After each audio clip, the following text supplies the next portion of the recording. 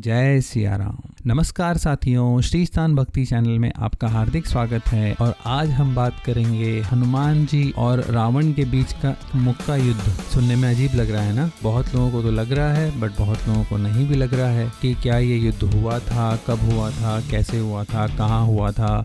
दरअसल बात यह है, कुछ दिनों पहले हमने एक शॉर्ट वीडियो बनाया था हनुमान जी और रावण के बीच का एक मुक्का युद्ध पर, जो कि रसराज जी महाराज ने एक पॉडकास्ट चैनल पे बोला था। उस पॉडकास्ट चैनल का नाम है द यंग पॉडकास्ट। रसराज जी महाराज को तो आज कौन नहीं जानता। हनुमान जी की भक्ति और रसराज जी महाराज को कोई ना जाने, ऐसा हो सकता है? तो बात ये थी, जब हमने ये शॉर्ट वीडियो बनाया जिसमें हनुमान जी और रावण के बीच हुआ मुक्का युद्ध के बारे में बताया, 60 सेकंड की मर्यादा कहाँ बांध पाएगी इस कहानी को। तो हमने उसे 2 पार्ट में बनाया। अब पहला पार्ट तो बहुत लोगों ने देख लिया, लगभग 2 मिलियन लोगों ने देखा उसको और अब भी देख रहे हैं। और जो उसका सेकेंड पार्ट है जिसमें पूरी कहानी का अंत बताया गया है, उसको इतने लोगों ने नहीं देखा। हम जरूर चाहेंगे कि आप वो कमेंट्स जाके एक बार देखिए। हम दोनों पार्ट के लिंक इस वीडियो के डिस्क्रिप्शन में डाल देंगे। रसराज जी महाराज द्वारा बताई गई इस कथा की शुरुआत कहाँ से हुई, हम ये बता दें। द यंग पॉडकास्ट चैनल है, उस पर होस्ट ने उनसे पूछा कि हर देवी देवता का एक अस्त्र होता है, तो हनुमान जी का जो अस्त्र है गदा की क्या कहानी है। उसके उत्तर में रसराज जी महाराज ने बताया, हालांकि उनका जो अस्त्र है गदा तो है, लेकिन पूरी रामचरितमानस में कभी हनुमान जी ने उस गदा का प्रयोग ही नहीं किया। जो भी किया वो मुठिका से किया। तो वो कैसे किया, वो क्या कहानी है, वो कैसे है, वो इस कथा के माध्यम से आपको जरूर सुनना चाहिए। तो अब हम ज़्यादा आपका समय ना लेते हुए आपसे हमारी गुजारिश है कि आप इस वीडियो को ज़्यादा नहीं, बहुत छोटा है, 2-3 मिनट का है, बट आपको इसमें बहुत अच्छी तरह समझ में आएगा कि रसराज जी महाराज ने क्या कहा। और ये जरा भी एडिट नहीं किया है, जैसा उन्होंने बोला वैसा ही वीडियो हम आपके सामने ला रहे हैं। तो कृपया इस वीडियो को देखकर आप अपना निर्णय, आप अपनी सोच बनाएं। तो आइए देखते हैं रसराज जी महाराज द्वारा बताई गई कथा। आप लंका की यात्रा देखो। जब सबसे पहले हनुमान जी ने लंका की यात्रा प्रारंभ की, सोने का पर्वत आया, सुरसा आई, उसके बाद सिंगिका आई। तो सिंगिका को एक मुठिका उठा करके दम से मारी और उसका वहीं उद्धार कर दिया। उसके बाद और आगे चले लंकिनी, उसने रोका तो उसको भी गदा नहीं, मुठिका एक, महाकपिहनी रुद्र बमत धरनी ढनमनी, एक दिया धम से, जय श्री राम धम।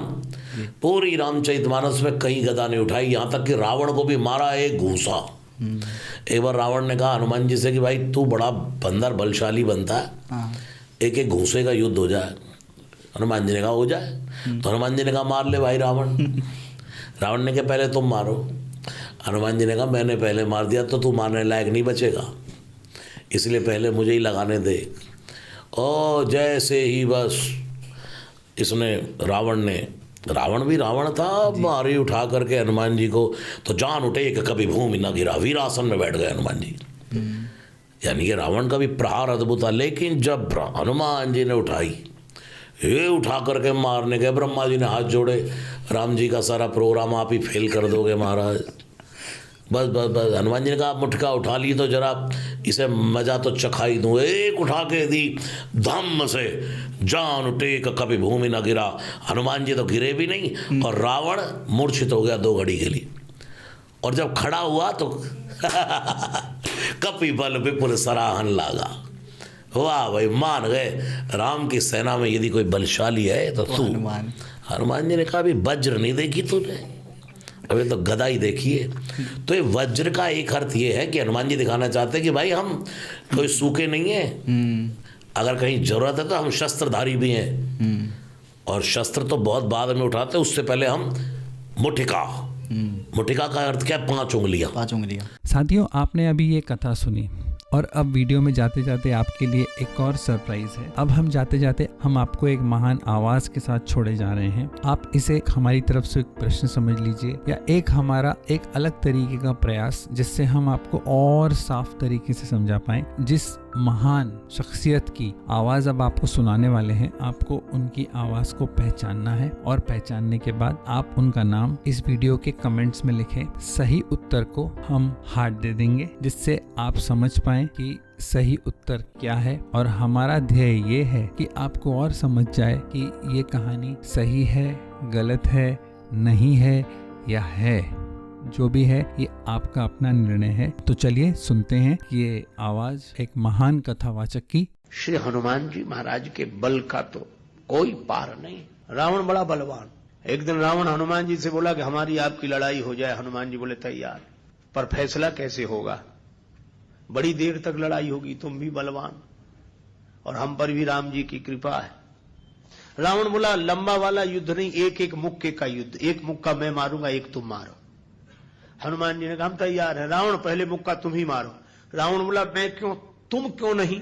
हनुमान जी बोले इसलिए कहीं हमने पहले मुक्का मार दिया तो पता नहीं तुम्हारी वारी आती भी है कि नहीं, तुम्हारी मन की मन में ही रह जाएगी, इसलिए पहले तुम ही। रावण ने पूरी शक्ति से मुक्के का प्रहार किया, पर तुलसीदास जी कहते हैं जान उठे कि कभी भूमि न गिरा। हनुमान जी घुटने के बल वीरासन में बैठे रहे, कुछ नहीं बिगड़ा। और रावण अपनी 20 आंखें बार बार बंद करे, फिर खोले, फिर। हनुमान जी ने कहा कि आश्चर्य मत करो, हम स्वस्थ हैं, पर अब तुम तैयार हो जाओ। रावण बोला तैयार ही हैं और कर भी क्या सकते हैं। हनुमान जी ने पूरी शक्ति से हाथ ऊपर उठाया मुक्के के रूप में। घबरा गए ब्रह्मा जी, शंकर जी। ब्रह्मा जी बोले रोको, कहीं मुक्का गिर गया और रावण मर गया तो राम जी का तो पूरा प्रोग्राम ही फेल हो जाएगा। उनकी रामायण पूरी होने दो, तुलसीदास जी की और लीला राम जी की पूरी होने दो। अब हनुमान जी हाथ नीचे करें, आवे ने ऊपर देखा तो ब्रह्मा जी हाथ जोड़े थे कि दया करो। हनुमान जी बोले तो थोड़ा सा स्वाद तो चखा देना चाहिए। तुलसीदास जी कहते हैं कि रावण साधारण वीर नहीं है, जो 10 शीस मही धर ईस को 20 भुजा खुली खेल ने हारो। और उस पर जब हनुमान जी ने प्रहार किया तो सो हनुमान हन्यो मुठिका, तो रावण को ऐसे लगा कि गिरिगो गिरिराज जो गाज को मारे हो, जैसे गिरिराज हिमालय पर वज्रापात हुआ हो। रावण धरती पर गिर गया, मूर्छित रहा बड़ी देर तक।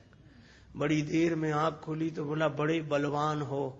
हनुमान जी बोले बल तो इन्होंने देखने नहीं दिया, ब्रह्मा जी और शंकर जी ने। बल तो तब होता जब तुम बताने के लिए बचते ही नहीं। गोस्वामी जी लिखते हैं कपिबल विपुल सराहन लागा। हनुमान जी के बल की सराहना रावण करता है और किसी की नहीं करता। तुलसीदास जी उसी बात को कहते हैं रामदूत अतुलित बलधामा।